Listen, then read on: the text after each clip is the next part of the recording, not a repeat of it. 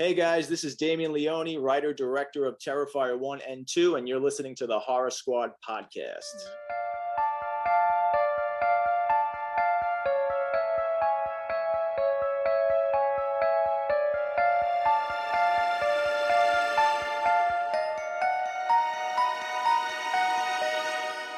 Hello, everyone, and welcome back to the Horror Squad podcast. This is episode number 351, where tonight we are going to be talking about Obvio 2024's The Platform, Part 2, currently streaming over on Netflix. I am here, of course, as always, with Steve and Todd.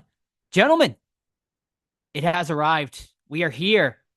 It's just a bunch of Halloween weekend is upon us. We're recording not on Friday, but it is Friday.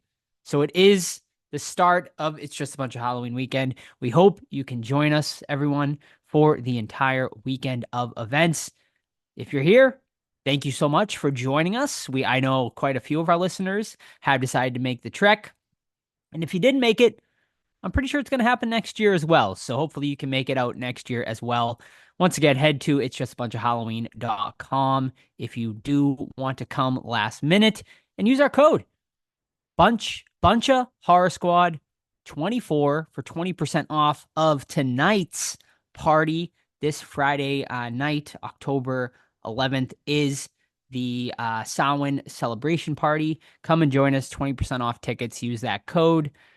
Saturday, tomorrow, we are having a signing with the cast at the Salem Waterfront Hotel, as well as a sold-out burlesque show at Cinema Salem. And then on Sunday, sold-out trolley tours and a almost damn near sellout of Hocus Pocus, the movie screening with live cast commentary, hosted by yours truly. The three of us will be hosting that event. We're very excited for that. We'll be up on stage with the cast, hosting the Q&A, whole bunch of awesome stuff. There's going to be behind the scenes footage that Larry Bagby shot that is going to be exclusive, that I don't think anyone but the cast has ever seen before on Sunday. So that is going to be an awesome event.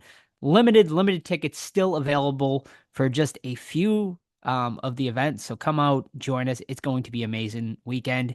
Gentlemen, Steve and Todd, how you doing? You guys ready for this weekend?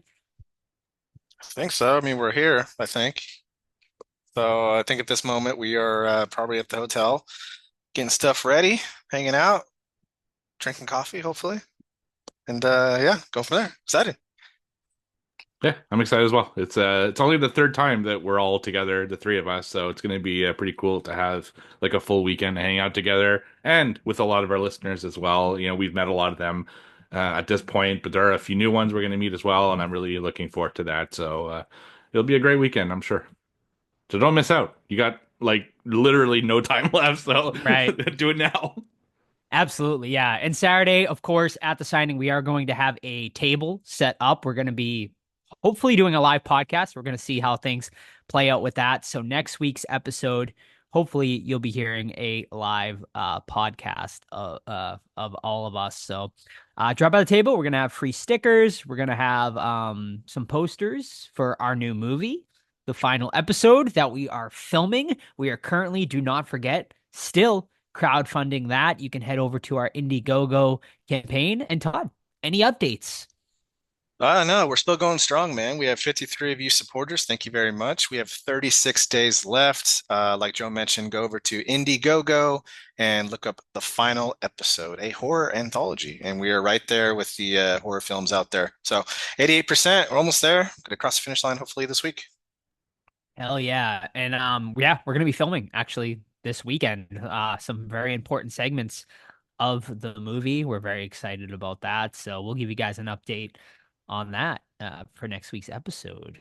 Gentlemen, well, let's have a great It's Just a Bunch of Halloween weekend. And once again, thank you to everybody who's gonna come out and support this event. And we'll see you next year. Who knows what next year is gonna hold for that event? Plus, I'm sure we're gonna plan another, hopefully, Horror Squad meetup. So always, once again, just keep up to date with us over on our Discord and all of our socials.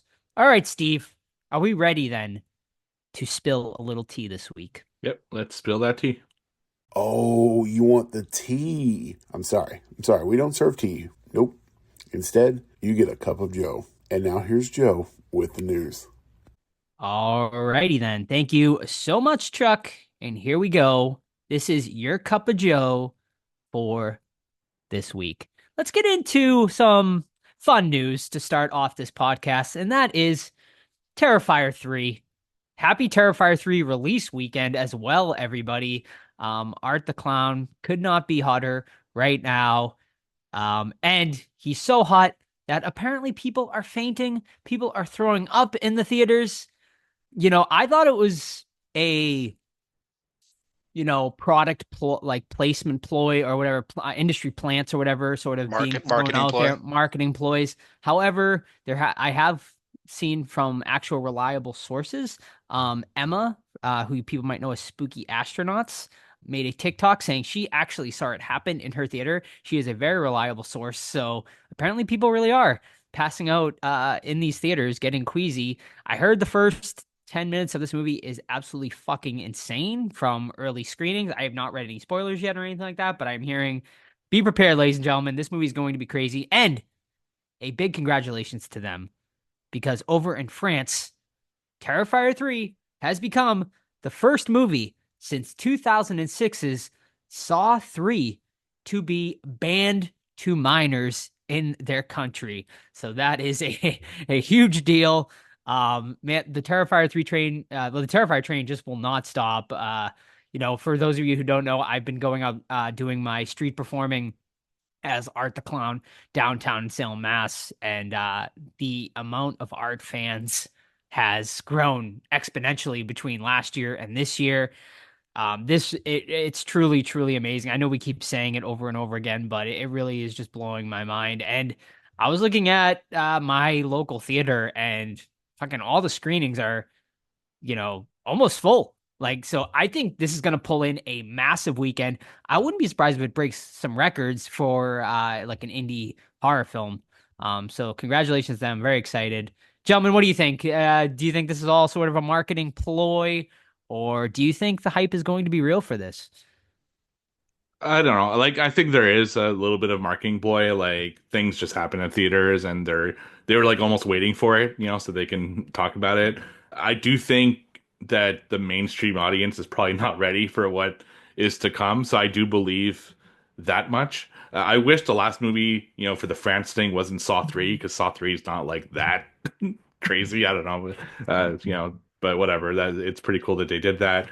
And yeah, Terrifier is a big deal, man. Just look at our podcast. Our Terrifier 2 episode is one of the two biggest episodes we've ever done, along with Disturbing Behaviors for some reason.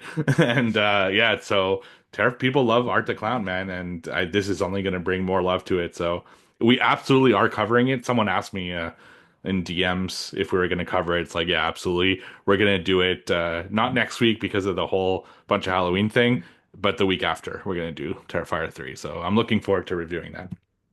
Yeah, I got my tickets for Tuesday, and I can't wait. Alrighty, awesome. Yeah, I can't wait. I cannot wait to watch it. I can't wait to review it. It's just going to be so much fun.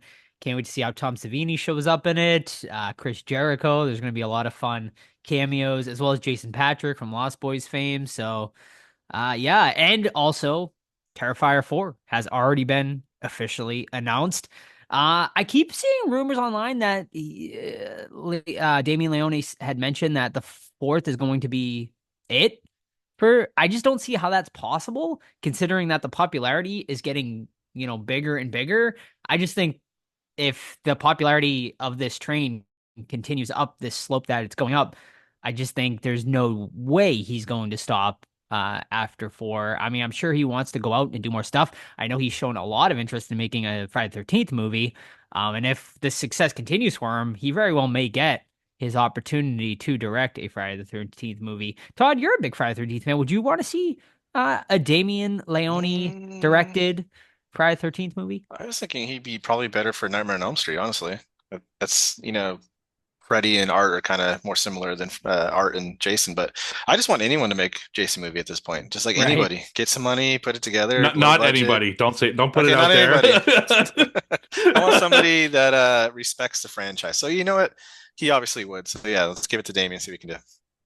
As long as All right. David Gordon Green is out there, Gosh, we why you can't gotta say put that anybody. bad juju on it, Steve? Dang it. And the Terrifier news, the Terrifier 3 news continues. Ice Nine Kills recently did announce that they are making the official music soundtrack. Like they're going to be the, I think, title card or the end song for Terrifier 3. So for you Ice Nine Kills fans, I know there's a lot of you out there. You are going to be getting a brand new Art the Clown themed horror song for Terrifier 3. Alrighty, let's get away from the Terrifier news and let's head into something a little more interesting. And that is some Scream news, ladies and gentlemen, as Nev Campbell, of course, is coming back for Scream 7 after, of course, the whole firing of some of the original cast and Jenna Ortega announcing that she will also not be coming back for that. So Nev Campbell has come back onto a reprisal role. But what about Courtney Cox?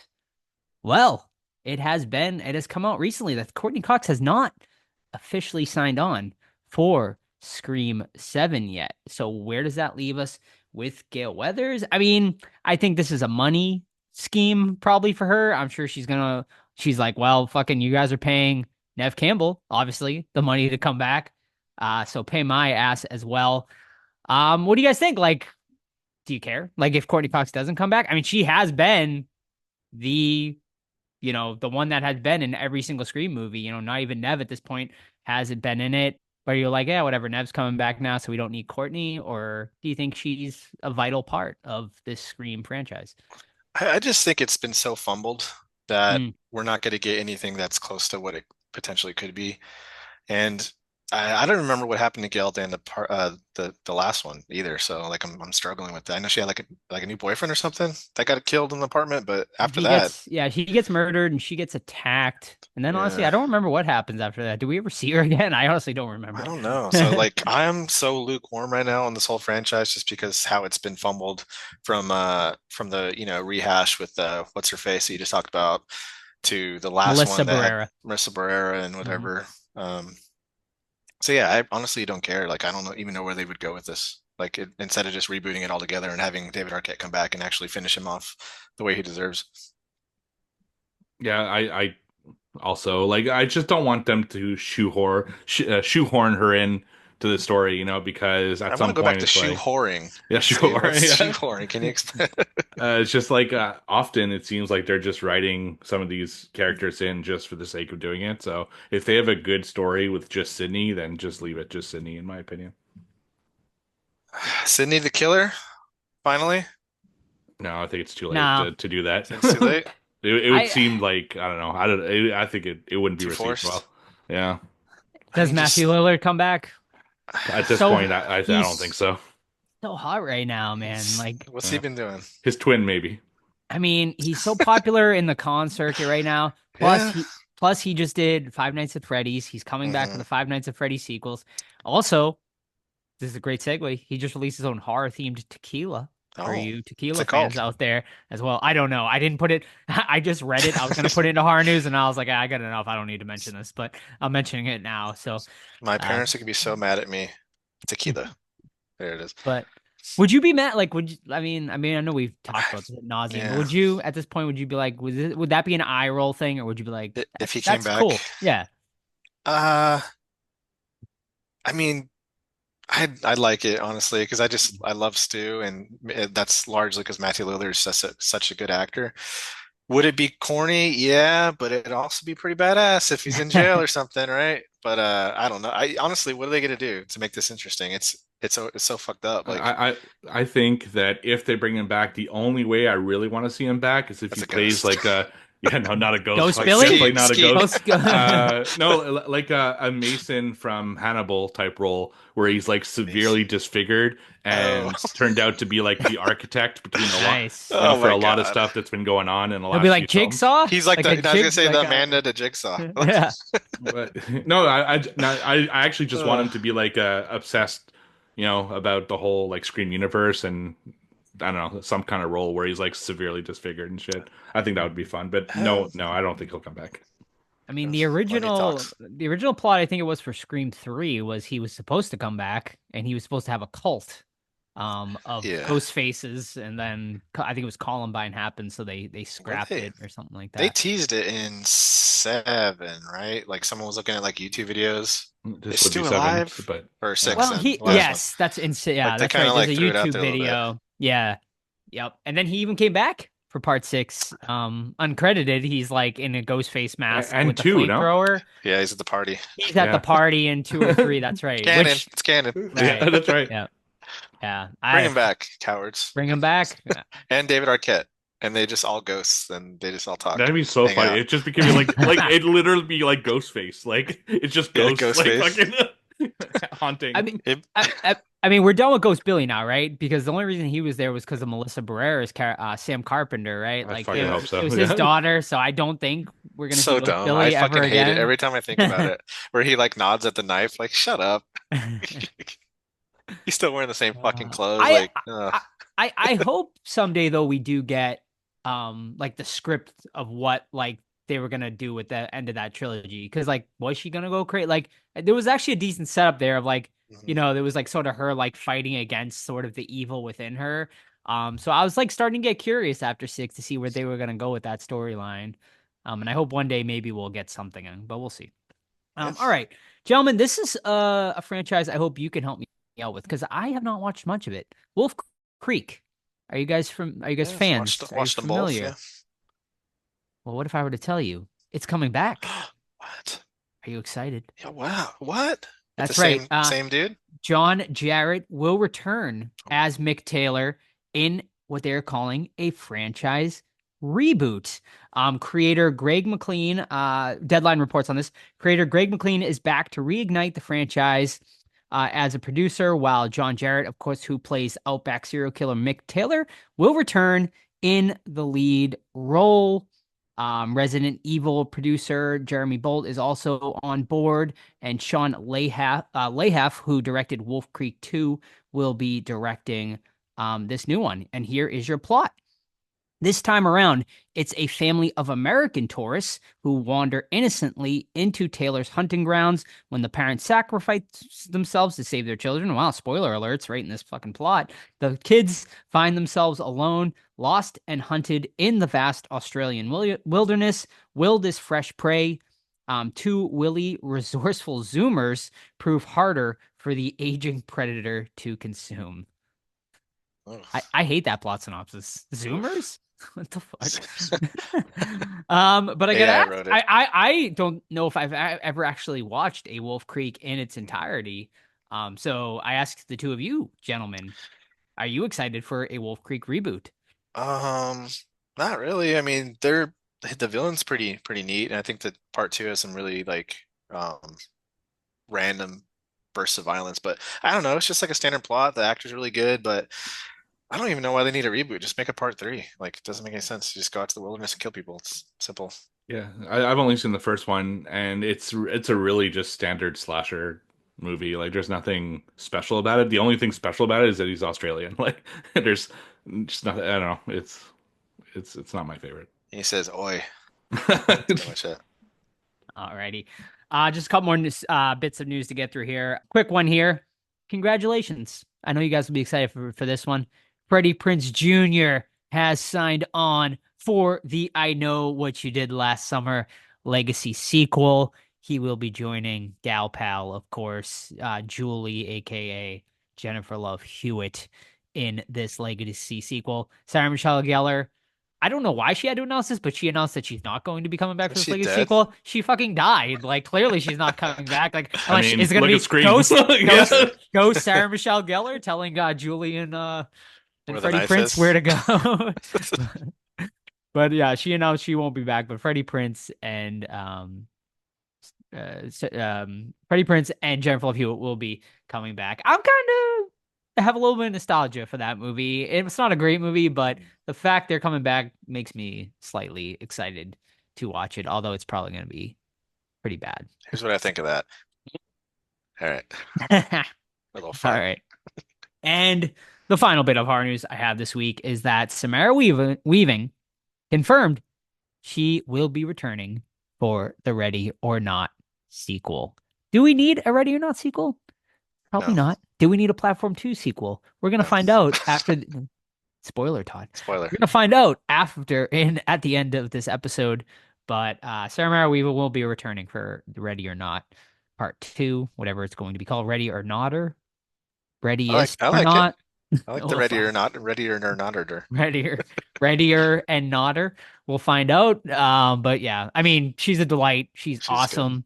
I watched Azrael the other day, and I'm not going to give you my thoughts on this episode because Steve and I have a couple other movies to talk about. But if you keep listening to the podcast every week, I'm going to mention it one of these weeks, and then you'll find out. So that's why you got to listen every single week, and soon enough, maybe watching over on our YouTube, which I should also mention.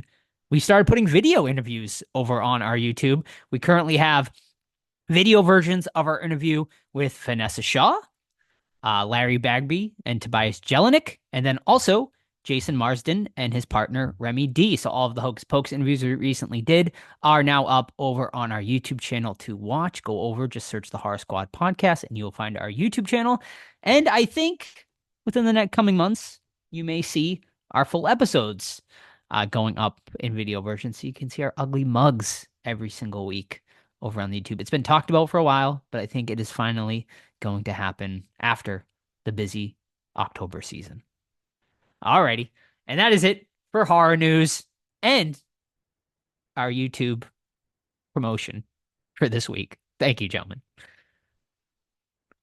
Alrighty. Let's get into what you've been watching this week. Totter, I'm starting with you, motherfucker. What you been watching? Oh, MFer bomb. Okay. Yeah, I watched one from '86 called Vamp. Everyone's probably seen the artwork, but maybe not seen the movie. It's about these college kids that are trying to get into a frat, right? So their scheme is to go get a stripper and bring her back to the frat house. And they're like, yeah, we're cool because we got a stripper. So they have to, travel a couple hours away into the city, and they go to this dive bar, strip club, and for an '80s vampire film that's set in a strip club that tries to be sexy, it is painfully unsexy, man. The main vampire lady that's like they're there to get, like, she's supposed to be like super hot, and she just like bleeds sex and shit like that, but it's fucking gross. Like the way they dress her, like in these like metal spirals and things, and like with the weird ass like just stark white makeup, it's just very unsexy. Like so very unsexy, right? And the guys, like, they fight vampires, they hang out with vampires, they have this one kid that like pops in and out just for comedic effect, this Asian kid, and it's just all over the place. I think there's like a really cool movie in here, but it's just like overshadowed by a lot of stuff that just doesn't make any sense. Some cool vampires, some cool vampire action, some good violence, but other than that, it was pretty forgettable. So I gave it a 2.5 out of 5, and that's over on Tubi. Vamp from '86. Excellent. All right. Well, Steve and I are talking about the same two movies this week, so I guess I'll give the first one that Steve and I watched a little thing, and that is the movie Speak No Evil. Speak No Evil, of course, is a remake of the Danish, I believe it was, a movie that came out just a couple years ago.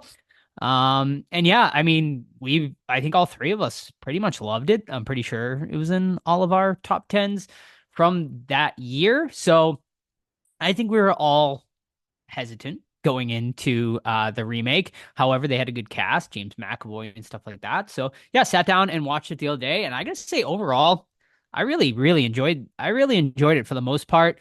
I think it's a worthy remake. In that it's, they kept the first 2/3 of the movie sort of beat for beat similar, but they went and did their own thing with the third act. And I think with the remake, like, that's probably the right way to go. Like, stay somewhat true to the original, but also try to do your own thing differently. The first 2/3 of the movie, I loved. I loved sort of like everything about it. James McAvoy was fucking phenomenal in it. The movie looked great. Loved the setting. Loved sort of the similar beats they were setting up there, but kind of doing their own, different types of things as well. It was a good setup. And then they even had like an annoying Danish family when they went on vacation, which was like a fun little sort of Easter egg from, you know, the original sort of movie there. A little wink, wink, which I thought was cool. The problem, I guess, for me lies within the third act. And I just don't think it had the teeth that the original movie had, you know, and that's where it sort of falls apart for me. They went a different direction. I understand why they went a different direction. You have to, you know, change it up a little bit. I just think and my issue doesn't really lie with the different direction they took. It's that it didn't have the balls to do like certain, you know, thing. I think you needed to have some sort of balls in that third act that original movie did. And there's just no balls to be had in that third act. I mean, there's some great fucking like scenes and cool things, but you needed to do something like to either shock the audience like that original did, or to make us feel some sort of big threat. And I just feel like it never rises to that occasion. However, I still think it is a very worthy watch. It's still very good. It potentially could make my top 10 for the year. It'll be towards the bottom of my top 10, but I think there's potential there. And it's definitely a worthy remake. It's a good watch. I give it a 3.5 out of 5. Yeah, I actually agree with Joe. I really liked the original. I thought it was like it's one of those movies that lives rent free in my mind because it was so jarring and unexpected, and the end was just like, holy shit, I can't believe they went there. And this one is very good. Had I not seen the original, I think I would have enjoyed it probably a little bit more because, like Joe said, the first two thirds are really beat for beat, kind of the same story. And because I kind of knew what to expect, I wasn't like shocked or surprised as much as I had been. So I think for first time watch of this series, people will probably enjoy that part more. The third act did exactly what I was kind of hoping it wouldn't do. And now I ended up enjoying it more than I thought I would.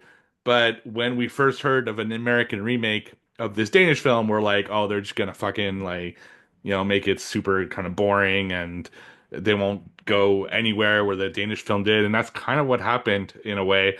It just it became like every other home invasion film. Like they basically have the same ending as any other home invasion film, and it sucks that they went there. They should have at least. Now I didn't want the same ending because, you know, make it stand out, which it did in a way, but at least give us something different from every other film like this. You know, just make it different in your own way. But overall, I did enjoy it, and I think especially if you haven't watched the original, you might enjoy this quite a bit. But I do urge people to check out the original because, yeah, it's one of those movies that you won't soon forget. I also gave it 3.5 stars out of 5. Yeah, I also think people who didn't like the original, because there is certainly those amount of people, I think actually might like this one better because a lot of people didn't like the original for certain reasons, you know. Yeah, I don't want to get too spoilery, but there are certain reasons people didn't like the original. There's one big reason a lot of people didn't like the original, and they go that way, I feel like, with the American remake. And I feel like some people will really like that. And I agree with Steve 100%. If you haven't seen the original, going into this, I think honestly, if I hadn't watched the original, this is probably a 4 out of 5 and is easily in my top 10 for the year. So yeah, definitely check it out. And I'll be interested to see what you think, Todd, when you do finally watch it. Yeah, I'll probably watch that one soon. Are you guys gonna watch Salem's Lot, the new one, anytime soon? Yeah, Probably. All right, Yeah. I'll save it because I watched that one. I'll go a little bit further back in time to 2001 and that's Scary Movie 2. I don't know. It was on TV and I decided to leave it on the channel. And you know, long story short, there are some fantastic moments in this movie. Stuff that I've been quoting for years, like, yo, that jacket's tight, son, and stuff like that. But man, a lot of the comedy, and unfortunately that's what happens, you know, you're a time capsule to your time period, right? So a lot of comedy doesn't make not that it doesn't make sense, but someone watching it that's young today will not understand what the fuck they're talking about, you know, references and things like that to elections and all that crap. Really cool stuff, but I think it's definitely dropped down as I watch it through another lens, right, as an adult. So, you know, back then I probably would have called it a 5 out of 5, and now I call it maybe a 3 out of 5. It's got some great stuff, like I said, but overall, it is just so fucking dumb, so stupid, and a lot of the stupid stuff like really takes away from the good stuff. Although Take My Strong Hand is still one of the funniest characters in a horror movie, especially with him and the guy in the wheelchair start attacking each other verbally with insults and puns. It's just so freaking funny. So that's Scary Movie 2, and I'm sure you can find that anywhere. But let's see what Letterboxd says. It says it's on Pluto TV for free. So Scary Movie 2, 3 out of 5. All right. And the other one we watched, which at the same time was a movie that we watched. Actually, we got a screener for it, but I think it just released on Shudder recently as well. And that is VHS Beyond. So this, what, the fifth or sixth VHS movie. So like all the other ones, this is 5 stories and then like a wraparound story that are more like, I guess, space orientated compared to some of the other ones. Like they all have kind of a little bit of a theme, and this one seems to be more space. So we'll just go through them like segment by segment and give our thoughts on them. I think it'll be the easiest way to do this. The very first segment is called Stork. It's about these babies are disappearing, and you have kind of this SWAT crew who go into a house that has vampire-ish type characters attacking. You're kind of vampires, alien, zombies. It's kind of like a mix of everything. I'd say vampire is probably the closest one though, and they just basically go after these vampires. Nothing too crazy with this one. I like this segment a lot. I thought it was a lot of fun. Reminded me of playing like a video game, like Resident Evil. The way it's shot is from their body cams a lot, and it's actually got like a cool look and everything. The action is actually really high. There's some really cool kills in it, and like a video game, like at some point they get blocked by a wall and they have to go back and get a chainsaw, and then you see like chainsaw kills. It's like it just reminded me of like having fun with stuff like that. So I think Stork was a really strong segment personally. Agreed. For the opening story, I really dug it. It was like a video game, like watching a video game in a lot of ways, with that first person sort of shot they were doing there. It was pretty cool. I really dug it. It was kind of like middle of the road until the ending, and the fucking creature design at the end is fucking phenomenal. And to me, raised the whole segment up. I feel like the only issue I have with it was I felt like it was a bit jarring to go from sort of the quote unquote wraparound segment they were doing like straight into the thing. I was like, wait, is this still like what is happening here? And then I finally figured, okay, I guess we're into the first movie now. That is my only complaint, is that it took me a little bit to figure out what the hell is going on. And then finally I was like, okay, we're in the first segment now. But yeah, it was a good one. I give segment 1 3.5 out of 5. I'd give it 4 out of 5. I really enjoyed the first segment, and I agree with the wraparound. The whole movie's like that. They just like go from the wraparound, which is like a documentary about this house that has like alien abductions or whatever, but without a transition. It just cuts, goes to a segment, and really doesn't tell you. And because it's all found footage, it kind of blends in together. But anyway, it is what it is. So the second film is called Dream Girl. This one takes place, I believe, in India. It's paparazzis. They're going after like people and for footage and stuff like that. And there's this really famous Bollywood star that they could get access to through someone who works on set of her new music video. So they go to the set. They literally watch an entire fucking Bollywood like dance scene out of nowhere, and then the guys go into her camper and hide in like inside her camper in the closet. But as they're hiding and she's like doing stuff in the camper, they realize that there's some weird substance. And once he like kind of freaks out, and then she turns out not to be just a regular Bollywood star, she's something else entirely, and that's kind of where the story takes off. I am mixed on this one. I like the idea of it. There's some cool kills. I kind of like what happens in the end of the segment with what happens with that Bollywood star, but I really didn't need to sit through an entire fucking dance scene to get there. It just felt kind of out of place, but I was kind of like a 3 out of 5 on this one.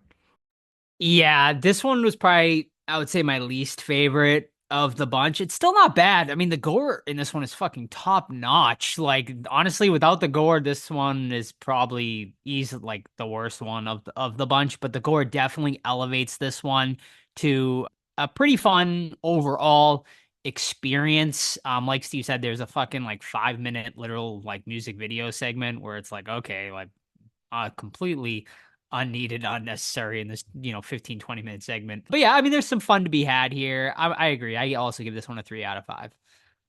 All right, next segment is Live and Let Dive. So this is a group of friends who are going skydiving for a birthday party, and they're all really psyched and shit like that, and they're getting close to the point where they're about to skydive in the airplane, but then one of the guys who like, because it's the type of skydiving where they're attached to like a guide and stuff like that, and one of the guys is like, "Oh my God, look out the window!" And they look out the window, and there's an alien invasion happening, and the alien spaceship like somehow crashes the plane, so they all like fall to the ground. Some of them survive, some of them don't. And once they're on the ground, they're like in an orange orchard, and they start getting attacked by the aliens that are invading the world. This one, I really like the concept of it, and at points, it's really cool, very gory. Like, there's some great gore in this one. There's one in particular with one of the guys who didn't quite survive the jump, the way his body was mangled and stuff like that. And the aliens are cool in theory, but they're CGI and they look very CGI. Like they did not have a high budget for these aliens. And because it's like the daytime and they're often in the clear, you see them like very clearly that, and it doesn't look great. So I still enjoyed this one. I gave it 3.5 out of 5, but it just needed kind of better aliens or hide them better or do something. Yeah, I mean, this is a 5 out of 5 concept movie. Like fucking the script genius. Like I loved everything about this, but unfortunately, it's definitely hindered by its budget. Unfortunately, in this one, yeah, I also give it a 3.5 out of 5. I fucking love the idea. It's just, yeah, I mean, had they had a little bit more money to spend on the CGI aliens, I think just don't even do the CGI aliens. Like you could do some like random practical effects things. We didn't need to see the aliens in full. Also like the Orange Grove setting, like I feel like it got like a little boring at times being in that sort of same Orange Grove, but overall, I really dug this one. Had 5 out of 5 potential. It's one of my favorite ones, honestly, based on concept alone. But yeah, 3.5 out of 5 for that one. Next one is Fur Babies. This one is actually directed by Christian and Justin Long, and it shows. So this one is about a group of animal activists, and they're like pissed off about this woman who takes in dogs because she has like she taxidermied her old dogs, and they take exception to that. So they go there on like a recon mission to kind of, I guess, expose her or whatever, and they bring their dog to pretend that it's going to be like brought into her little shelter there. But she eventually like turns out that she doesn't just taxidermy dogs; she also takes humans and turns them into dogs through surgical procedures and starts training them as dogs and all that kind of stuff. So very Tusk-esque in its execution.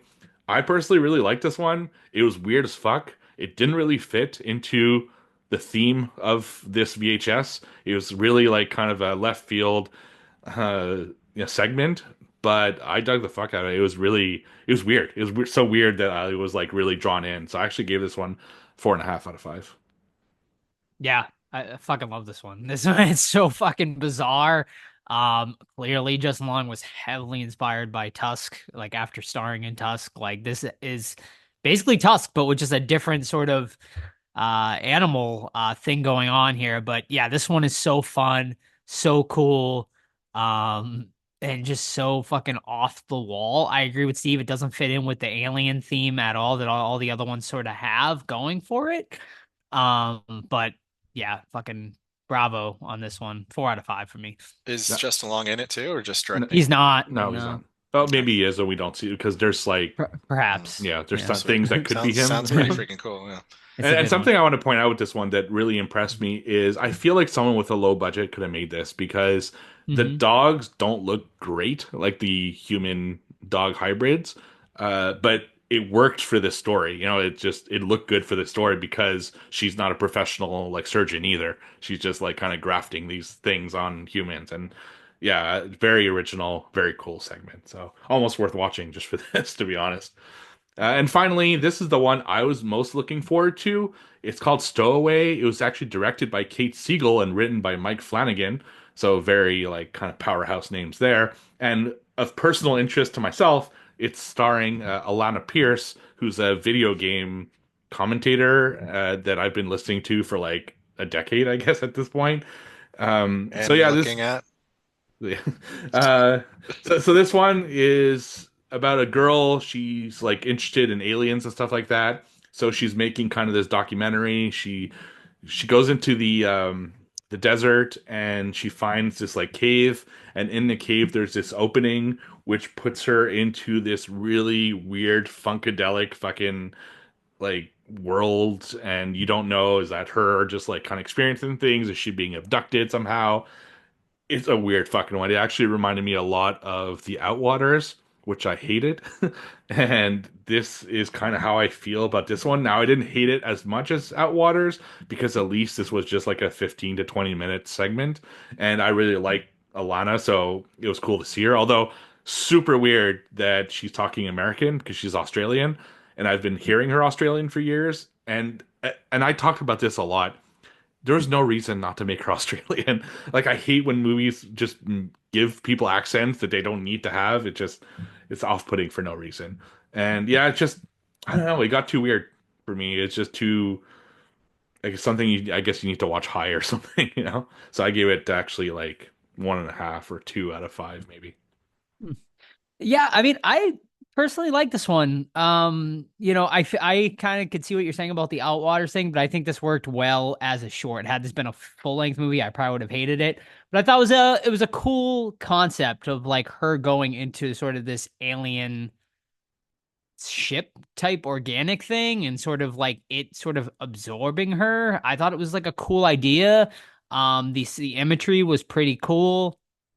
Yeah, overall, I liked it. I give it a 3.5 out of 5. I dug this one overall. I thought it was pretty solid. It was interesting. It was very artsy, for sure. But I think there's just pretty, especially towards the end, some pretty fucked up, disturbing imagery there that was pretty cool. Yeah, absolutely. And then there was a wraparound, like we said. It was like footage of The wraparound was random, like, terrible. it There just was made no sense. Like, well, yeah. I mean, there was no like cohesiveness to it, like Mhm. at all, and it doesn't go anywhere. Really. I mean, No. you get like the ending sort of thing there, but it's like, whatever. Yeah. I mean, honestly, I think the wraparound's the weakest part of the entire Yeah, I agree. movie. So, yeah.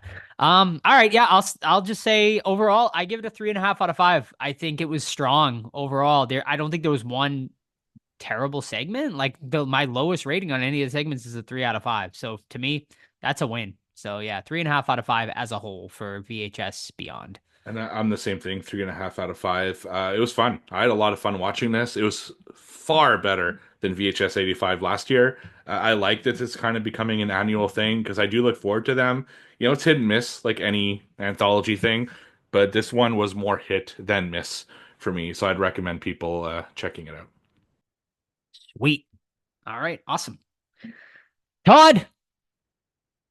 yes. Hi. Todd. Yeah. You know what time it is. Oh, I thought my mic wasn't working. 'Cause you didn't- You know what time it Break is, out the books, sir. baby.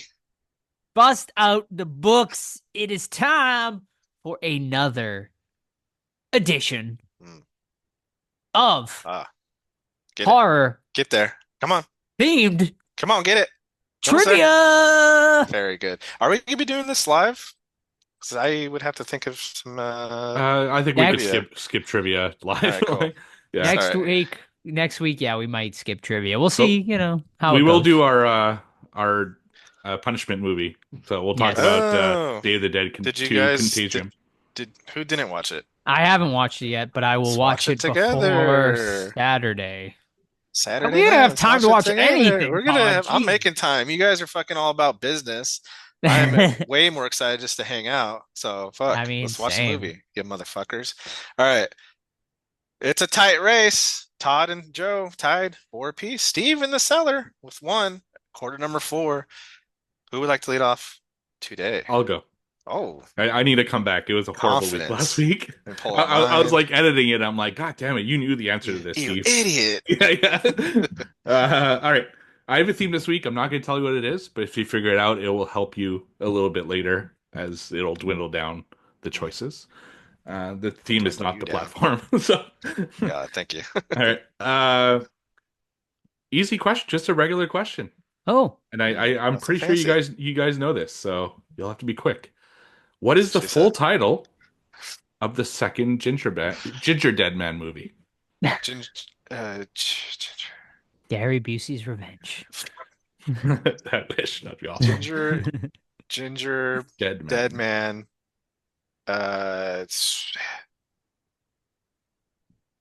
something goofy. Hell to the hell. No. No. No, you're not on the right Not track. even Ginger close. Dead Man Ginger 2. Fully cooked. Ooh, I like Wrong. that. Fully baked. I Fully will baked say- probably Fully makes baked. sense. Yeah. Half baked. There you go. It's not. I will. The hint is Which it hint makes is reference Dead to Man a 2? very popular movie of that time. So this is 2008. Interesting. Ginger Dead Man 2. What was big in 2008? Well, around it's before 2008, but it was Okay. like a really big movie when it came out. It like broke records and shit. Oh, Wow. like it? Ginger- Not it, Okay. but Well, like but around the it's- same time frame. Around It's the- of not 2000. it wasn't a horror movie. Hmm. Oh.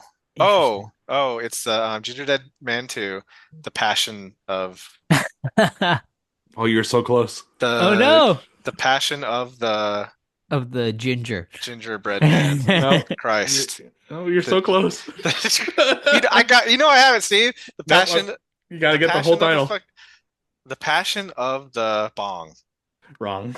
Oh, you motherfucker. You know I got it. That's, collusion. No, the answer was Ginger Dead Man 2, Passion of the Crust. Ah, Dang it. Dang makes it. sense. Makes sense. All right. I got one for you. I know all of us have watched it. What is the code word given by the police in Trap? Oh, fuck. To Hamilton? not get it correct. Hamilton. That's right. Stupid fucking movie. Yeah.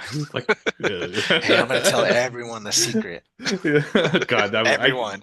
All 700 workers. I'm almost disappointed we didn't review it because the amount of things we would have pointed Gosh. out of how I know. ridiculous it was. We have that last the last episode of the year is typically one we put a vote of the ones we missed throughout the year. So if people vote for that, we'll Oh man. we'll review it. Oof. All right, Joe. Alrighty, first question. Let's do a little hocus pocus question since we are, of course, at It's Just a Bunch of Halloween Great. Weekend, and we will Expose be us how reviewing little we know that movie. and we'll be reviewing Hocus Pocus on our live episode. Yes. But Billy Butcherson, he has Yes, he is in that stitches. movie. He has Yep. stitches sewn on his mouth Yes, he does. True. in the pattern of a certain number, 666. a Roman numeral. Can you tell me what the Roman numeral number is stitched into his mouth? Oh, it's probably his death year, which would be Roman oh my numeral. god, I have his fucking tombstone. Look at it. Just turn your head and look. No, it's not here. It's in another room. Oh. So I'm just gonna go triple X. Triple X. That's Triple X, which would be Vin- 30, Vin and that is Diesel? incorrect. Vin Diesel's Triple X. Good movie. Yeah. Is it? Yes. No, it's not. The first one. Was like, I was the first one's not good, Steve. What are you talking about? Triple I X. like it. So bad. Who's the guy in the second one? It's like not Vin It's Diesel Ice anymore. Cube. Ice Okay. The Roman numeral, it's just fucking 666 in Roman numeral terms. I'm gonna go 31. Incorrect and incorrect. Since Okay. Steve guessed twice, I'll give you one more Um, chance, Todd.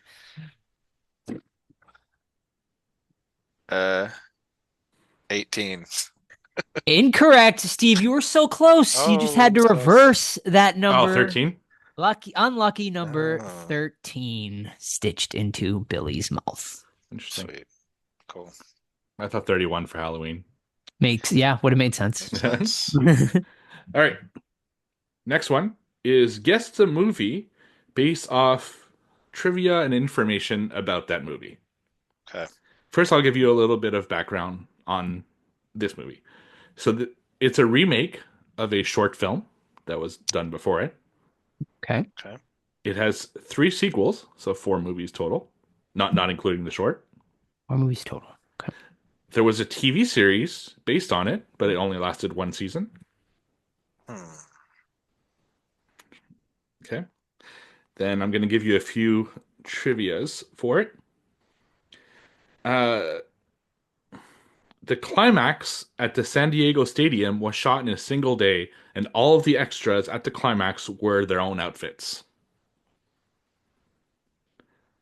This is the only film in the series that does not feature or mention Dr. Gangrene.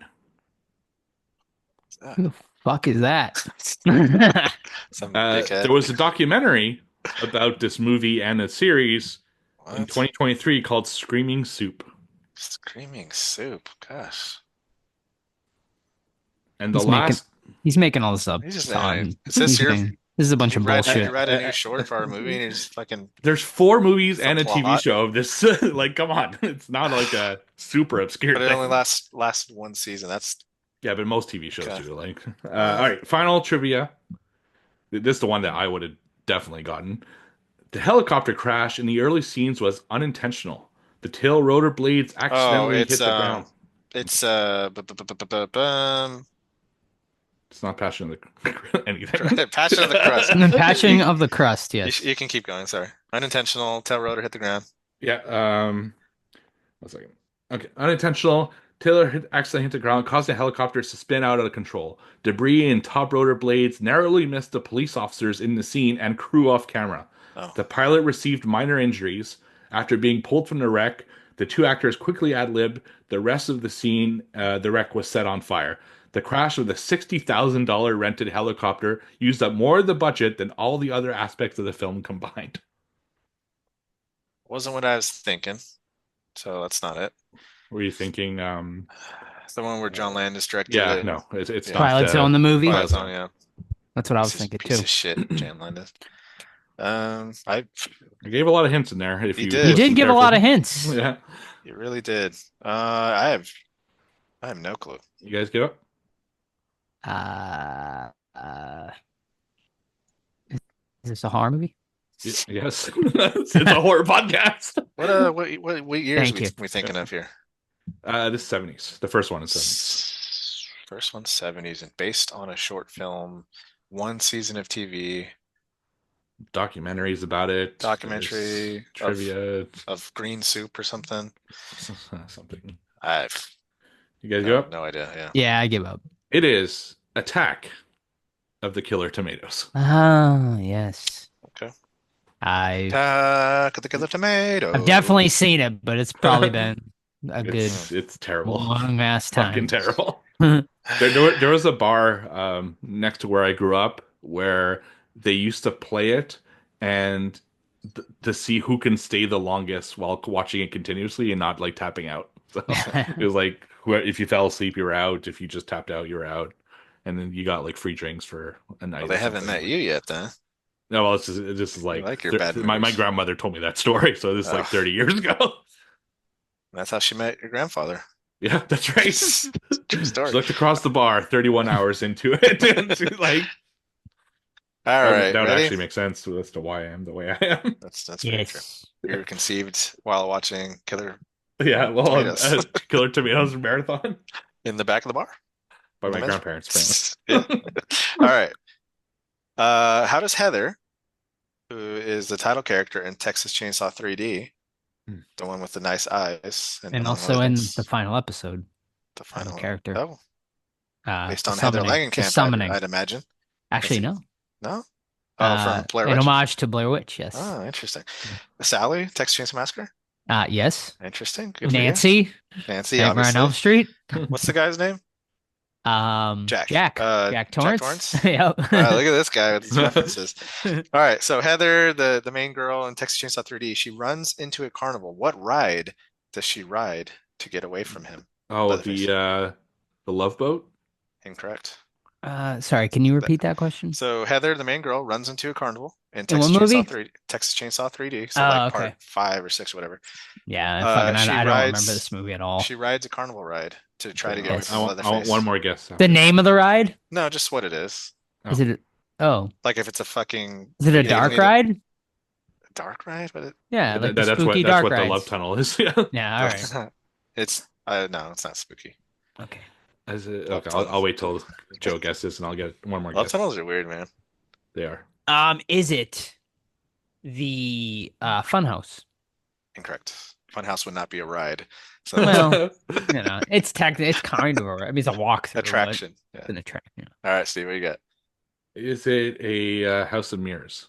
Incorrect. The correct answer is a Ferris wheel. That was my. I had that She in is- mind, but I thought it was too simple. She has incredible upper body strength. She grabs onto the chair and then it goes around a full circle and she's fucking hanging there the whole time. Like, damn, this girl's jacked. But yeah, so it was on All right. TV the other day and I watched it a little bit. Nice. Lovely. Yeah. Alrighty. Next one for me. Guess the movie based on the IMDb information. Okay. This movie was released in the year 1998 Hmm. with an R rating, clocking in at 1 hour and 29 minutes. Good for it. Currently sitting at a 5.6 out of 10 Mm. over on IMDb with a Metascore of 48. Wow.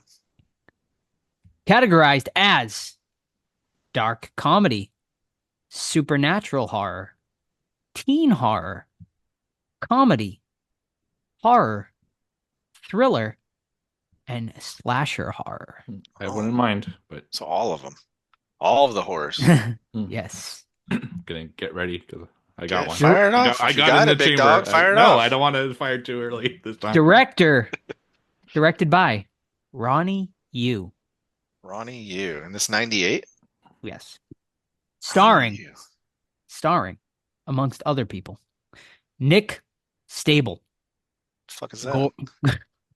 Gordon Michael Who's Wolvett, that? Don't know. Lawrence Dane, Don't know him. Janet Kidder, Don't know her. and Kathy Najimy. Kathy Najimy. Oh. She the one from Hocus Pocus? Yes. Interesting. She is. Kathy Najimy. Okay, that- 98. I'm that's- leaving out some of the biggest Slash. actors in the movie. Right. Tagline. This will be a giveaway, probably. It's just a bunch of Hocus You ready? Pocus. Tagline. The honeymoon's gonna be killer. I don't know, man. Is it fucking Oh, So I Were an uh, Axe Murderer? No, Incorrect. it's Bride of Chucky. It is Bride of Chucky. Oh, nice. Yes, I I'm forgot. leaving out, I of forgot course. she was in that. Yes, she plays She's- the maid who finds That's the right. dead couple Bride of Chucky. that In he the- kills in with the Valentine shards of room? glass. Yes. Yeah. Okay. And of course, I'm leaving out Katherine Heigl, Brad Dourif, Ah, Jennifer Tilly, Jason Ritter or and John Ritter. John Yes. Ritter. John Ritter. No, yeah. cool, all right. cool. So remember my theme, or the movies I said before, because this will help you. Well, shit. What were the movies? I already fucking Ginger- forget. Ginger yeah. Dead oh, wait. Man Ginger Dead and- Man and Attack of the Killer Tomatoes. That's it. All right, so we're talking B movies here, baby. Yes. Yes. All right. So guess the movie by the IMDb parental guide. Sex Should and be an nudity. interesting one. Yes. 3 brief instances of female topless nudity. It's just a couple boobs, man. It happens. Mhm. Violence and gore. Hmm. A man is decapitated and his neck shoots blood. His head rolls down a shaft, followed by his blood-covered corpse. Nice. It happens. I've seen it. Profanity. Fuck is used 5 times, among other milder profanities. Yeah, I mean, Okay. it's a given. Alcohol, drugs, and smoking. Cigarette smoking in several scenes, and a couple of instances of alcohol consumption. No. Marijuana use referred as a doobie. Hey, man. Dude. Hey. Finally- dude. Hey, dude. I forget what the last category is, but there wasn't anything, so I put another violence and gore that would be more of a giveaway. Okay. 4 women wielding knives repeatedly stab a man in a pool until he dies. Hmm. It happens too, man. It happens. 4 women stabbing a dude in a pool. If you don't know that, I don't think you know the movie. I don't know it. And Therefore- if you follow my theme, you would know. Weird. It would B movies. Pool Party maybe. Massacre. wrong. Gosh, no. Ugh.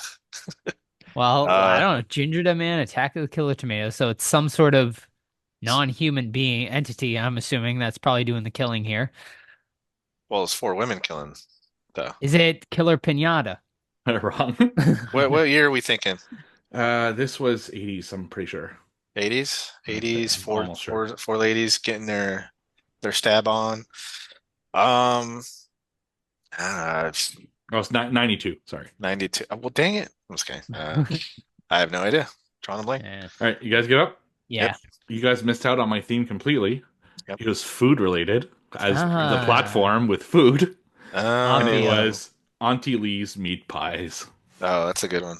Yeah. It's very weird. Very good one. Very but- weird. Very weird. Yeah. Got a couple big reasons why. Yep. All right, my turn. Yes. We've reviewed it.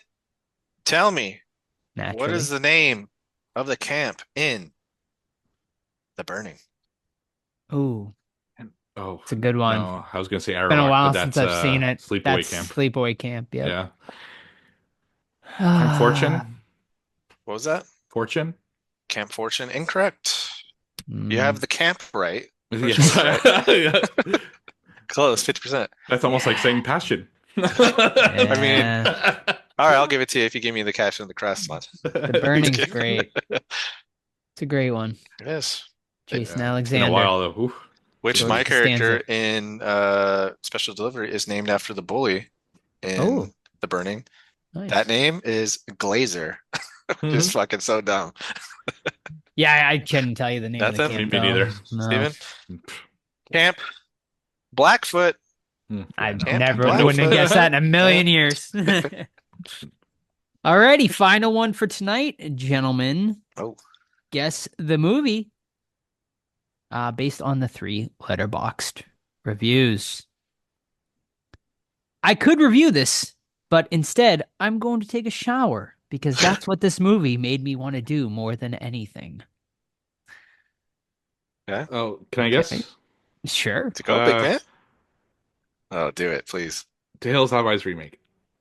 Yeah, you got it, Oh, Steve. what? How'd you get that? He probably knew Because my he's on a theme this he's on a week. Hocus Pocus Yes. theme. I know what all the Hocus Pocus yes. actors have been in, and I'm like Lame, thinking dude. it must be Vanessa Shaw, which means it must be.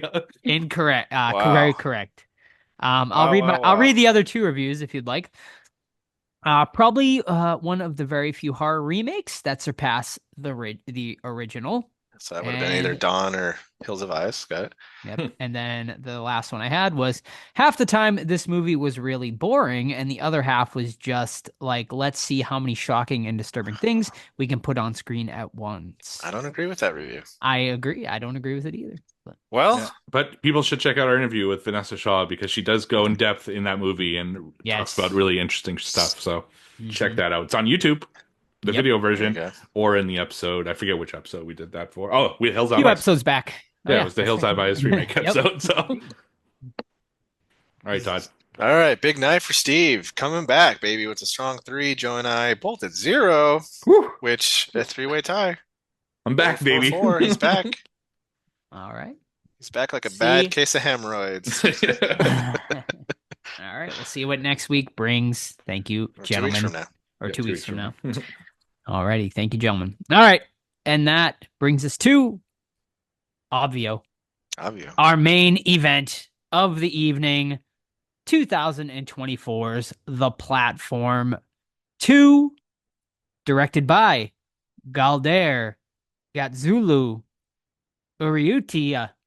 Steve, I don't know. Nailed it. I Fucking don't think nailed it. Steve speaks Spanish, but you got it. Steve, Todd, I don't know, but you know, we're getting there.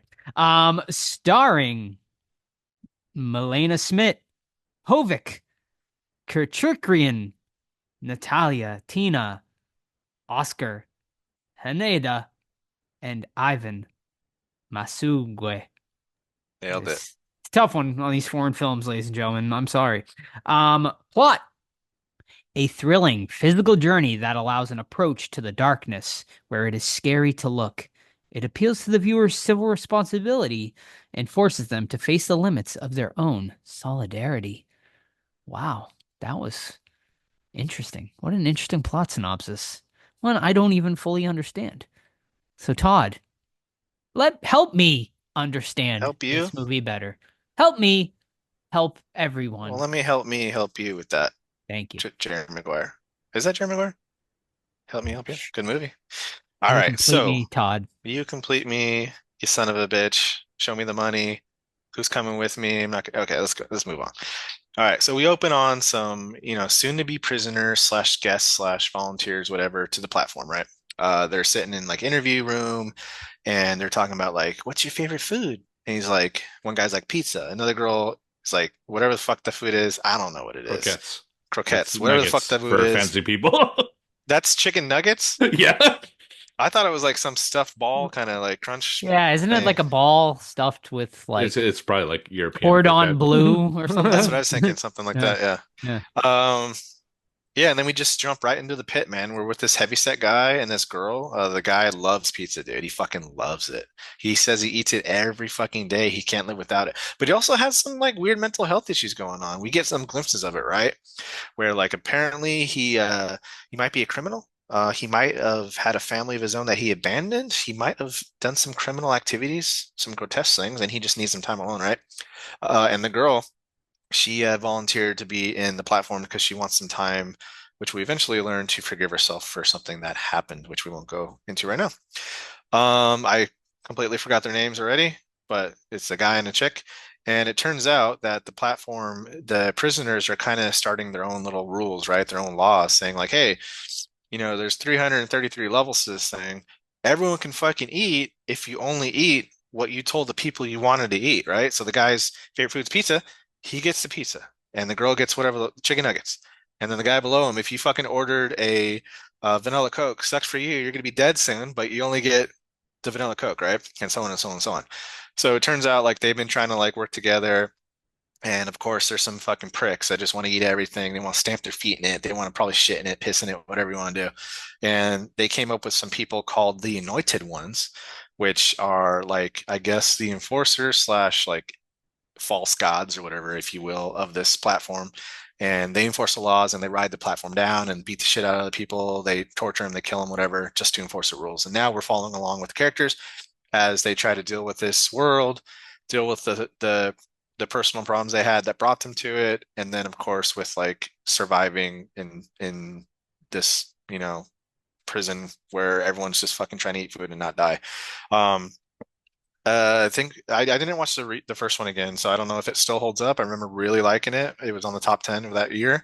And with this one, man, like I struggled to really get into it and it to hold my attention.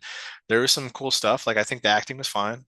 I think the gore and the violence when it happened, it was solid. It was good. Lots of blood splattering, things like that. And they definitely, whenever there's like food involved and there's like people that are gross and like eating on it or like rolling around in it, it's always like a gross factor. So they pulled that off well. But I thought it tried to be a little bit too deep for its own good, and it ended up just being boring to me. So overall, this one's going to be a miss right now. But what do you guys think about it?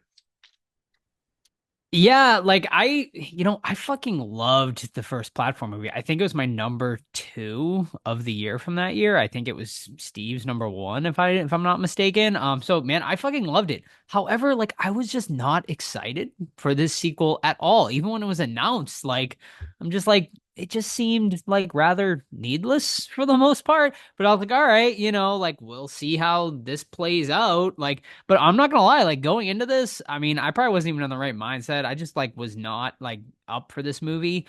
And I think I can see why. Like once again, I think this is a needless sequel. Like it goes like beat for beat almost. I think why we didn't need it is exactly why you watch this movie and you'll see it. Like it's almost beat for beat like the same movie again. We've come to find out this is a prequel about halfway 3/4 through the movie. But I wouldn't have even known it was a prequel had the same characters not being introduced there. But yeah, man, I just couldn't get into it.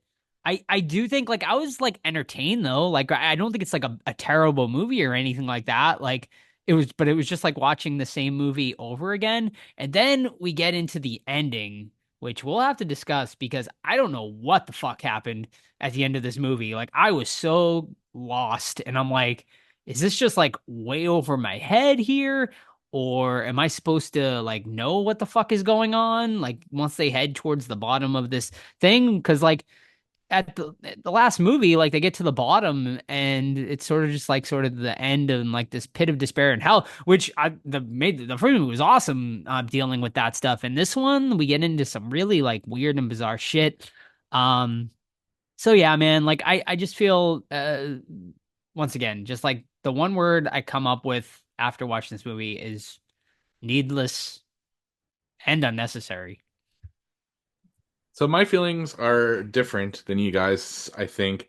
So like Joe said, this was my number one movie of that year. I really, really dug it. I still think it's one of the best conversations we've ever had about a movie, just because it's such a deep and layered movie, you know? And I think I saw this movie more as the same reason I like a show like Survivor. Survivor, you have, 16 to 20 people. They go to an island, they vote each other off until one person remains. I've watched 47 seasons of it at this point. It's not about the rules of the game, it's about seeing different people and how they mix and the interconnectivity and all that. So I saw the platform too as an opportunity to just have different people, which leads to different experiences, which leads to a different movie within the confines of the platform. So I was actually kind of excited to see what they would do. And I think the beginning of this movie, the first act and a half, really achieved that well. The first movie really showed us it was like about class. It was about rich people versus poor people, people who eat versus people who, need to fight to eat. And I thought they did such a great job of showing like the higher of the number you are or the way you were born, like affects you differently than if you're born in a kind of a lower class and have to struggle and fight and stuff like that. Whereas this one seemed to take it more as religion. So, what happens if people start believing in these false prophets or these cult leaders and they start following their rules? But then you find out that the cult leader doesn't even follow his own rules because it's like it's all about himself. It's not about other people like they all like preach to be. And it becomes like kind of a civil war between people who believe in the religion and people who are not believing in the religion. And this is very true to today. Like, there's a very cult mentality going on these days where people either drink the Kool-Aid or they don't, and the divide is huge between the two sides. So I think this movie could have been very relevant to things going on in the world.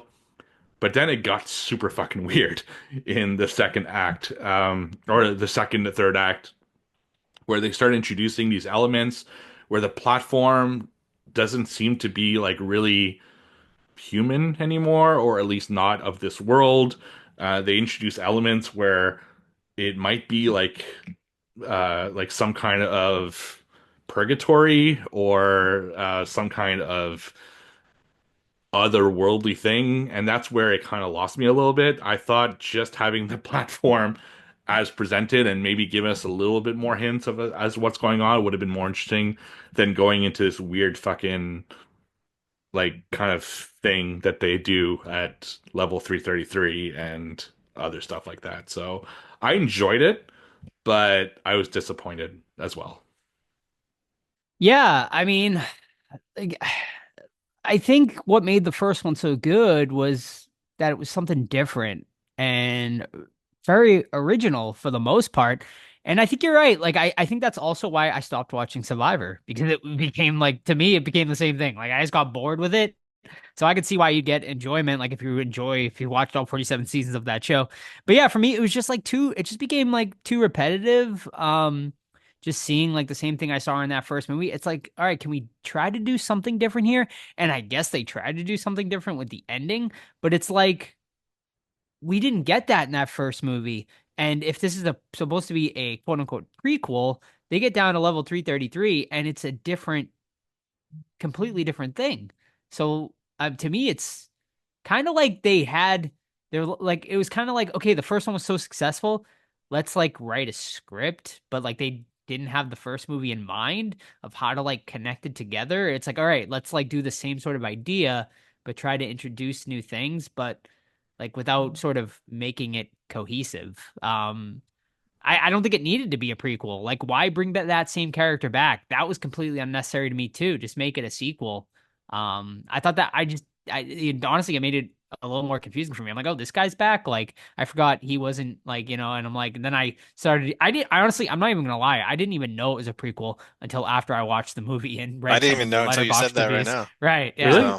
So, yeah. You guys didn't clue in when Obvio Traumagasi came back? Well, no, because I don't remember what happened. I the forgot first what two happened to guys. him too. I didn't watch the Yeah, first That's why movie. I watched it last year. So Yeah. So I guess okay, I what remember happens it. at the end of part one? So maybe we can see. Okay, part one, he decides that he's gonna send food all the way to the bottom. So he basically rides the platform with down. like a cupcake or some shit, right? Yeah, exactly. And, Yeah. he like defends.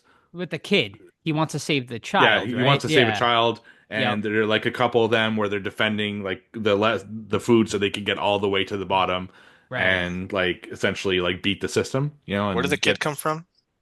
So the Prisoner? kid was in the platform, but he Mhm. apparently snuck into the platform somehow. And there was Fuck. this woman who was in the platform trying to find him, and she'd like constantly go down levels to always find the kid and eventually get to him and stuff like that. So that's where the kid came from, and they Okay. kind of bring in the blonde lady, kid right? element. Okay. into this. Okay, sorry. Before I ask that question, they get to the bottom, and I Mhm. remember them sending the cupcake back up to the kitchen with the kid. with the kid. What happens to the guy? He's just gone. He's just there. He just like essentially like gets off the platform, and we Okay. don't know what happens to him So- until this movie. Okay, so we correct me if I'm wrong, but in platform 2, we see two versions of the final level, right? One version is where there's like almost zombie-like creatures that are like tearing apart the scraps, Mhm. and then the other version is a bunch of kids playing in a playground. See, that's the thing that I'm like kind of confused about, because it is the same. It seems to be on the same level that Yeah. these things are happening, but they're two really different things. And that's why I don't think the platform is human. I think the platform is purgatory, because Yeah. for a few reasons, and we could discuss, kind of the end now, is that when he gets to the end, when she gets to the end, she comes off and she's kind of brought in from all the spirits of the dead people, as if you did good, you can now be accepted into like the good club, which is where the kids are. But the people who like kind of just die and linger, they go into like wherever those Zombie land? like the weird. And that's so the very very end of this movie is Gorang, the main character from the first platform, gets down to the bottom, and then he comes off the platform, kid goes back up, and he's greeted by the woman from this story, basically saying like come into our side because you did good, Okay. Okay. which is very I- confusing. But I could see it if it weren't for the first movie having the chef level. And I which think they that- still do in this one, right? where So was the chef level at? I don't remember. did we saw that? wasn't the first scene like I chefs thought the like first scene was them talking to like the intake officer saying like, Yeah, it was I want pizza and shit. the intro of the movie is like them getting interviewed oh yeah, that's by right. everybody. Yeah, they So- don't show the chef Hmm. level in this one And, at all. and remember at the end of part 1, the chefs at the end are arguing because they forget the whole message. They're just looking at like a hair on the fucking cupcake, Right. and they think the prisoner's gonna eat it because of a hair. So I don't. It's an interesting But concept. then there's though. also people like cleaning it, right? Which who the fuck are those people? Oh, the people that defy gravity. Yeah, they turn Yeah. off Is it in gravity space then? for a while. Like, That's right, the thing. that- It's like, Is yeah. it Alien? Yeah, like that's where it gets like so it a fucking test? like the ending gets so confusing for me because you have these people, but they're like there's no gravity down there apparently, but there's Yeah. gravity everywhere else on this thing. So you get to level 333, there's no gravity, which at the end of the first movie there was gravity. No, 'cause but they there get- is gravity. right? They Like- That's turn when they're off the gravity. That's when they're cleaning. Oh, all they that. turn off the gravity? So because Okay. there are 4 modes in the platform. There's Okay. green, which is no gravity, blue, which is Gotcha. cold, red, which is like heat, Which and is then there's fucked regular up. What if you white drop light. a pee and it like rolls underneath? You know, someone's sock. so I actually like that whole thing. One thing I want to talk about that I actually liked about this movie is how they brought in like different gore elements that we didn't see Mhm. before. Like it was clever to kill people by like throwing food in their level, Yeah, so they're gonna die because of like the rule where you're not it's allowed to messed have up. any food past the platform.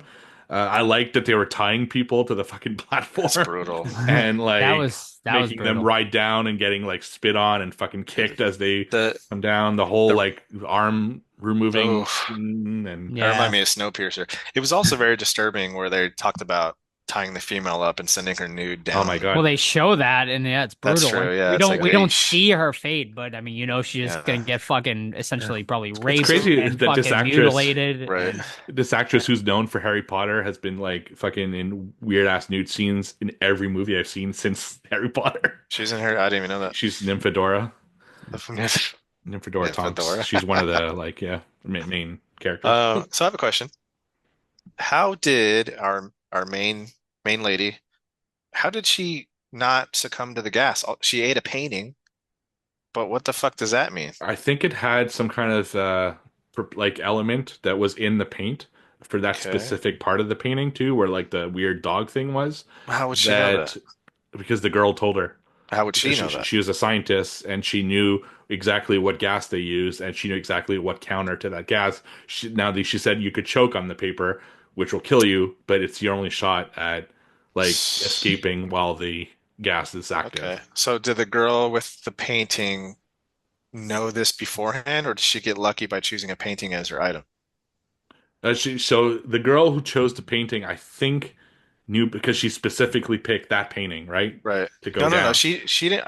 She just said a beautiful painting though when she picked something. She Yeah, didn't say like but specifically. what are the odds? It's like that one, right? Well, no, that's my question though. Did she Yeah. know about it, or she get lucky with it? Maybe she got lucky because maybe it's just the scientist girl saw the painting and then recognized like the type of material on it. Oh, that's lead based. Oh They yeah, so won't. people are smart.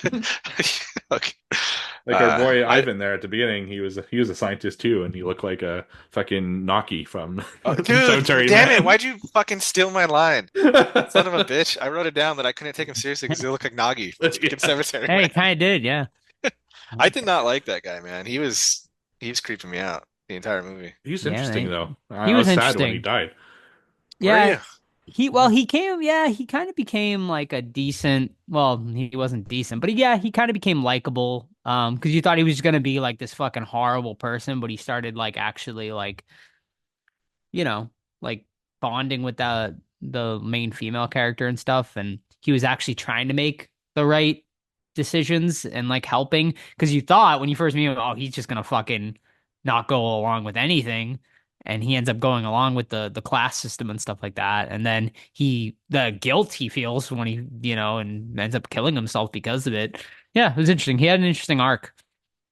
Yeah, I kind of I thought I grew to like him. Yeah, I thought I still thought it was about religion and not about like all this weird shit after that he was going to kind of be the example of people who aren't religious, but then really like kind of drink the Kool-Aid and take it to the point where they think almost they're a bad person, because of it. And Hmm.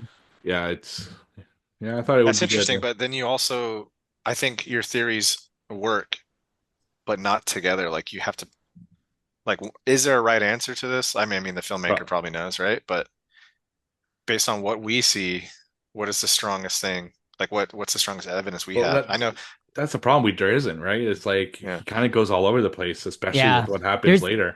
that's the issue. Yeah, I just feel like there's not a clear focus like Hmm. in this movie of what, like the first movie was pretty clear, I think, what the messaging was. Right. Whereas this movie, I don't think we get a clear and concise like I message thought with I the thought they were ending. going with it with the whole religious cult and the Sure. groups and the, Hmm. but that it's because that cult leader dies so quickly, and then after he's gone, it's like they just That go guy's in a stupid whole. too. Although I like that like chess game that they were playing there at a Mhm. point there where it's like first he drops off members at each level above Right. so that there will be no food left by the time they get to the other group's level. But then the fucking dude from platform one's like, fuck it, let's just go down and eat all their other Right. supporters. Yeah.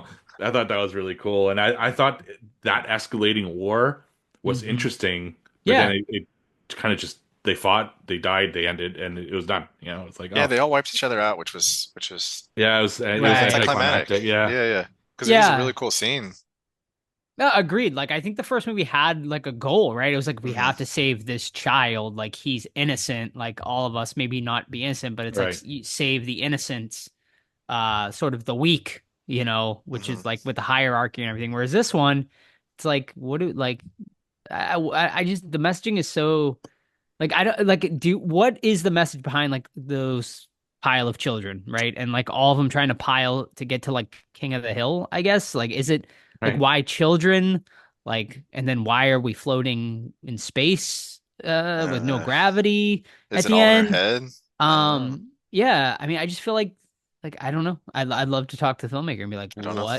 what did you like what was all this intended to be? And I think, you're right, Todd, in a lot of ways. I think like uh, like the messaging wasn't clear and it was like maybe try to be too smart for its own good Yeah. where The maybe first one works, man. yeah, the first one works amazingly and this one just I feel like I said I just think I feel like it was almost like a force thing. It was like we're gonna throw the money at you, come Yeah, up with a script. Netflix is like, yeah, Yeah, show we're me gonna the throw this We come up with want a another script. Spanish Yeah, film. we want a Get this second guy. platform. Go and write something. And I just think they didn't know what to do.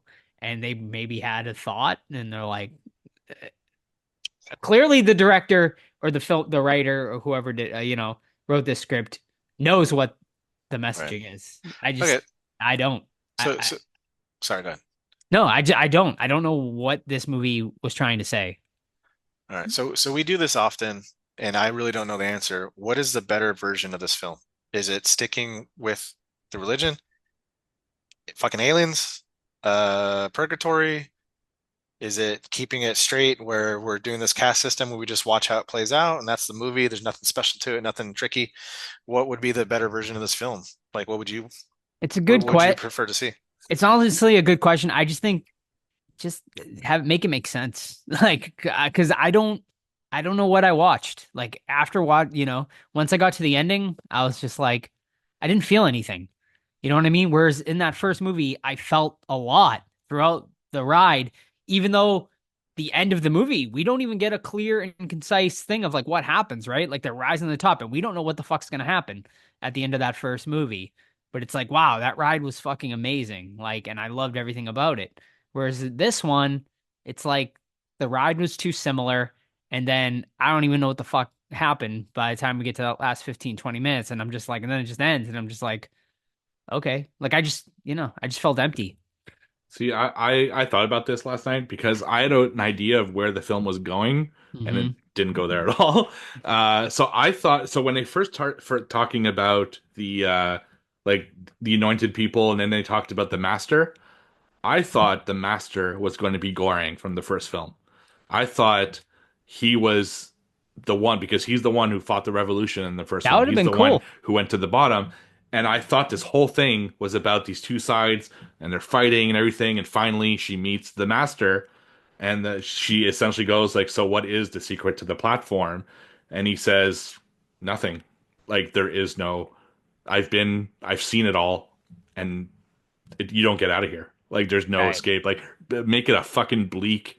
Like you guys can believe something. The other people can believe something. You're fighting for nothing because this means nothing, and just like make it like almost like a stop fighting over bullshit because you just have to live together Sure. and so but no, it didn't Yep. go there. So that's where I would have gone with. I would have really stuck to the religious thing and brought in Goreng that way. It should have been a sequel. The whole prequel thing made no fucking sense to me. Right. Although I do have a theory as to why it's a prequel, which I guess I could tell you guys Do now. it. Sure. I think the filmmakers knew this wasn't as good, and that's why they brought in Goreng at the end of this story. And I know Joe, you didn't. Todd, did you stick through the credits? No, I didn't. Okay, so did you see Goreng at all? Like the guy will go back down the platform from the first The one? curly-headed dude? Yeah, and then Yeah. meet the girl and all that stuff. Yep. And then there's a pop-up on screen that says, "Still have questions? Watch the platform," What the fuck? Oh, that's lame. which is almost like you didn't like this one? Well, go watch the other one. Right. That's the good one. You know, Yeah. like it was. I've never ever fucking seen that in a movie ever, and it's No. weird as fuck. And I was like, maybe they knew, maybe they fucking knew. You know? Yeah. That's Yeah, weird. That was weird. Weird. I Why don't like did it. they put, does Goreng show up at the end at all? does. Or just in the credits? He does at the very, very end? Well, at the very, it's like during the credits Okay. that Yeah, he shows okay. up. Like, Yeah. not like a Alright. post credit scene, just like I don't know. It's like this Yeah, weird yeah. additional scene that they added at the very All end. right. So what do we, I mean, I guess my final question for you guys is like, what do we think like with that no gravity situation, those guys sort of cleaning it? Like, do we think we're in space here? Are we even set in like Earth? are we set in Earth? Are we even set like Steve said, could this be like a purgatory situation? Although why would people be cleaning it if we're like not, and like why would, yeah, I don't know. Like what do you guys think? Like, what is the platform? It's almost like a cube situation, right? Right. To me, Very like a cube situation. This is almost like the cube for a modern audience. Essentially, yeah. So yeah, I think it might be along the same lines. Like it might be some like company. It could be aliens. Like who the fuck knows? You know? I Yeah. think it is government owned or something like that, corporation owned, and they just don't give a fuck. And you go in there, and your mind snaps because you're literally in this prison. You get to fight over food and stuff. And I think they just make this shit up, and we kind of see some of their mania, but that's not really. What if I it's really the think, but Truman I Show? don't know. It's just a reality show. Yeah, that they reality like. show. Yeah. Yeah. Well, I guess. I mean, this is what makes me think it's based in some sort of reality is like those interviews we You see. volunteer for it, right? Like in that, yeah, it seems like some sort of voluntary So they thing. don't get out? I thought there was in the first one they talked about how they get out. No. No. So they're you just going either- there for what reason?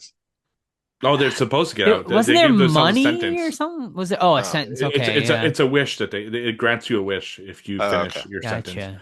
Like I Yeah. forget, his wish wasn't like monetary. It was like something like I don't know, like it was a weird Bigger dong.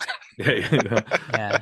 Something Kudos to the woman who requested a dildo though. Yeah, Did she seriously. really? Her item. Yeah, Yeah. the second one, yeah. That's funny. Requested a dildo. So I mean, that's going to be useful. Yeah, smack someone over the head with it. Yeah, Can you request a gun? Is I that possible? probably. Can I request mean, like yeah, I would say so. DoorDash Other to people requested myself? knives and stuff, so I would assume you could request a gun too. What yeah, I think the sequel gives more questions than answers. So But a gun would be useless because eventually you run out of bullets. A knife would be most useful, I think, because you can use it over and over. Infinity yeah. bullet gun. The only thing is, a knife is only useful golden to gun. you if they There you go. do a revolution. Like if they don't, they're sitting there with your knife doing nothing with it. You know, so Right. dildo. Dildo it is. Yeah. Final meal. What are you guys selecting? I mean, I'd probably be on the pizza train myself, Pizza train? honestly. Big ol' like extra large. Who the fuck's picking plums, by the way? That one fuck woman. who- seriously. moron. What the fuck? I go chicken wings probably. Chicken wings. How many good chicken wings choice. are you talking? Well, Six do pack you get to or- choose? Like, I'll let I you think choose. they- How many are you taking? It 10? looked like a six piece because someone did have chicken wings. Remember he held it yeah, up. And yeah, he was, like, yeah. ready to eat it? Yeah. Looked like there No, might have I been mean, six whatever they piece allow. there. You know. Yeah, Okay. that was a big pizza. That was like a fucking full small pizza. That guy Yeah, was yeah, eating right. every day. It's pretty legit. Yeah, Yeah. he's gonna have the shits for sure. Just yeah. eating pizza. Todd's gripe though. Mhm. There was no fucking way to hell that platform held 666 meals. I'm sorry. No way. Yeah, No, no, no. Right? I mean, So- it was piled pretty, but yeah. Yeah, but Yeah. one guy had like a fucking triple decker cake. Like who ordered that? You piece of shit. You took up so much space. I'd get a country fried steak probably with some mashed potatoes and Mm. some corn. And No, stuff. no. It's one fucking thing. It's not a whole I goddamn want a thing. What do you- plate. It's a you're- fucking meal. You're on each platform for a month, right? Is Yeah, that what it is? 30 days. Yeah. Yeah. There it is. Yeah, you're fucked, man. If you're towards the right, no one Yeah, survives you're the for sure. bottom Yeah. there, right? It's been Turn shit into a and zombie pissed on. or you turn to a kid. We don't know. I think at their best, they got to what 169 Yeah, they or something got like pretty that. far in this Like, one, yeah. Mhm. but still, makes that's sense, that's though. Like, still like why another wouldn't you 200 levels not getting food just almost. allow Yeah, That's crazy. bunch of assholes. Yeah, indeed. All right, gentlemen. I think we pretty much covered everything on this review. Yep. Let's rate it. I'll start us off. Yeah, man, I at the end of the day, I got entertainment out of it. Like I was not bored for the most part of it. It was decent enough. I just don't think there was enough new here or interesting here to make this a great movie or a memorable movie. It's a movie that I will completely forget about probably in like another month or two. Like I'll remember the first movie, but I won't remember much about this movie. Just forgettable, needless. I hope we don't get a platform 3. And if we do get a platform 3, can we get some answers? Maybe that would be great. Do something a little different. So, Well, watch platform 1 and 2 and you get your answers. right as it stands, I'm gonna give it a 2.5 out of 5. All right, I'm going slightly lower. I'm at a 2 out of 5 for everything Joe mentioned. Although the difference is I did become bored with it. I was just like, Mhm. what is happening? Like, let's just get through this. Started off pretty dang cool, pretty strong, but then just like went downhill pretty quickly. And yeah, too many questions, not enough answers. And I give it a 3 out of 5. I enjoyed it. I didn't love it. It's definitely nowhere near the original platform. It's nowhere near my top 10 of the year. In fact, it'll probably be in my top 5 or my bottom 5 disappointments or my 5 disappointments of the year because not that I had high expectations, but if you're gonna fucking make a movie like the platform, it's got to be good for the sequel. Like, give us something Mhm. on the same level, and it just wasn't that. So yeah, 3 out of 5. Yeah, I mean, I gave the platform, the original, a 4.5 out of 5. I mean, that was a fucking, Yeah, me too. 9 out of 10 movie for me. I mean, I fucking loved it. So yeah, to go from that all the way down to this is definitely a disappointment. But what do our friends over at Letterboxd have to say about this? Currently, sitting audience average at 2.2. So it doesn't seem like many people I don't are know. A lot of people enjoying saw it, to this be one. honest. Like, I don't even think people know this is Uh out. Like, yeah, no, no. I mean, currently, based on all the people I follow, there's only 2 people have rated it, and one is Todd. honestly, it's not a good fucking time to release this movie. Like, Yeah. there are so many horror films coming out right now. They need to release this shit in March or something. hmm And then I like that currently the top letterbox review is Bros got beef with the square root of -1, which is something we did not discuss in our review. But yes, Oh yeah. that was a big thing in this one as well. That was a whole sort of I don't know, smell your own farts type of Right. Yeah. discussion there where it's like, okay, like, whatever. Right. But all right, gentlemen, I think that's about it then for our review and for our episode. We hope you enjoyed our review of the Platform 2. Steve, what do we got next week? We are heading to Salem and doing Hocus Pocus.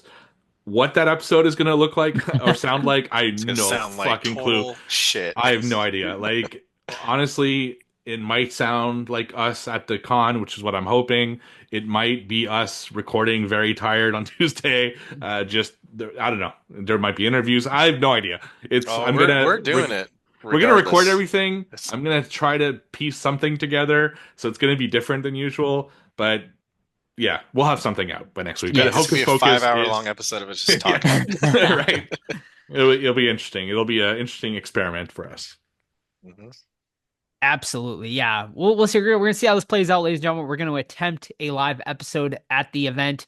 If it doesn't work out, we'll just go back and we'll record something for you. Oh no, we that won't. We're week. dropping it the way We're dropping it. We're It's doing it gonna be- live. we're doing it gonna live. Do it live. But it should be a fun episode. I think if it goes the way we hope it goes, I think it'll be fun. We are planning interviews with a lot of local buskers, performers, Salem locals and stuff like that. Hopefully some of the cast will drop by our table as well. So it should be a fun weekend, hopefully a fun episode for you guys as we review Hocus Pocus. All right, guys. That is going to wrap it up for this episode. We hope you enjoyed it. Do not forget, keep up with the podcast all the different ways: Facebook, Twitter, Instagram, Threads. Just search the Horror Squad Podcast. You can email us anytime, thehorrorsquadpodcast@gmail.com. But the absolute best way to keep up with the podcast is our Discord, completely free to join. It's linked over on all of our socials. Amazing community over there. Is there a movie club this month, Steve? What's going on with that? There is. It's going to be November 1st because I'm like going to Salem and then I'm going to Vegas like right after almost. So November 1st, and the movie is TBD. It will be a horror movie. I just don't know what yet. I got to think about it. All right, perfect. Look at Steve, man, all over the man of the country right He's a now of traveling America. man, Yeah, dude. He's a traveling man. You been to Vegas before, Steve? Once a long time ago. Okay, it's Like, gonna be hot, but it's gonna be hot. yeah, It will be I know. hot.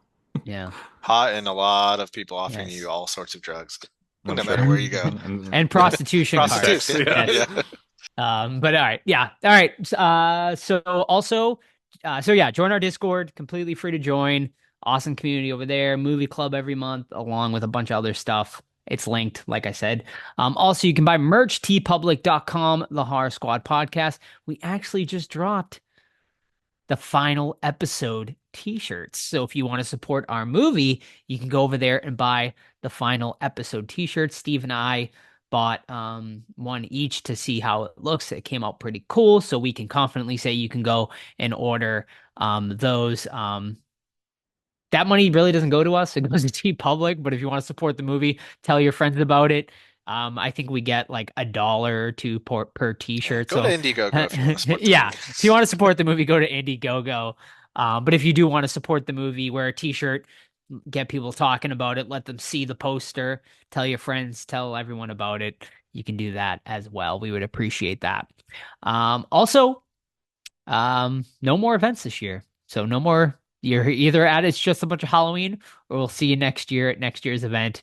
I think that's about it, folks. If I forgot anything, I apologize. I'll do better on next week's spiel. But that is it. We'll see you next week for Hocus Pocus. See ya. Bye. Bye.